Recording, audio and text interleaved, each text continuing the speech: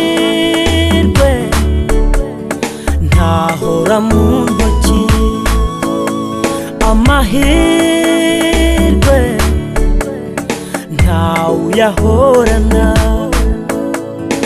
Igihe wahawe ugikoreshe, ntahora mu ntoki. Umwanya wawe wose uwukoreshe, ntawuyahorana. Amahirwe ntahora mu ntoki, amahirwe ntawuyahorana. Igihe wahawe ugikoreshe, ntahora mu ntoki. Umwanya wawe wose uwukoreshe, ntawuyahorana. Ubundi iki nicyo gihe cyawe, aya ni amahirwe urusha abandi. Kora ibyiza ugifite uburyo, kora ibyiza ugifite uburyo. Iyo mbimenya ni intero mbi, sinamenye ikayikiriza. Iminsi izaza wamenye ihatiki, ko iminsi ari imitindi mvuga iki. Nebukadineza yamaze imyaka 7 abana n'inyamaswa, igihe yataye atonzweho n'urume ntikigira ingano. Amahirwe ntahora mu ntoki, amahirwe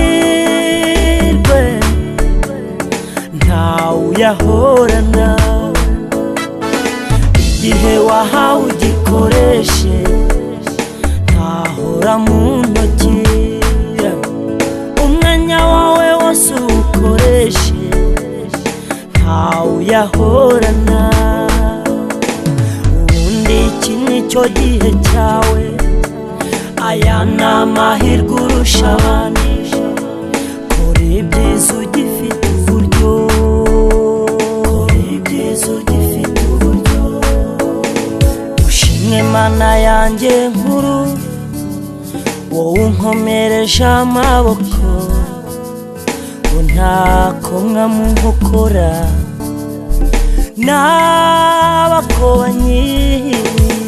Isezerano ry'imbabazi ni iryacu n'abana bacu, naho abandi bari ku misozi ngo bagiye gukoma akamu. Oya ntibikabe,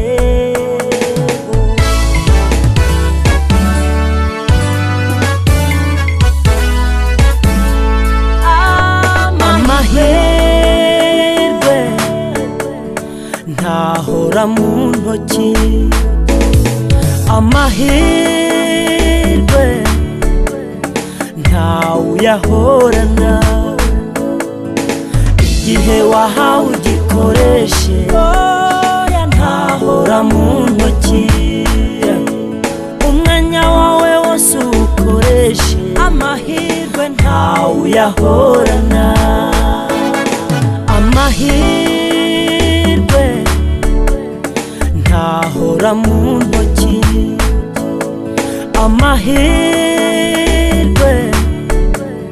ntawuyahorana.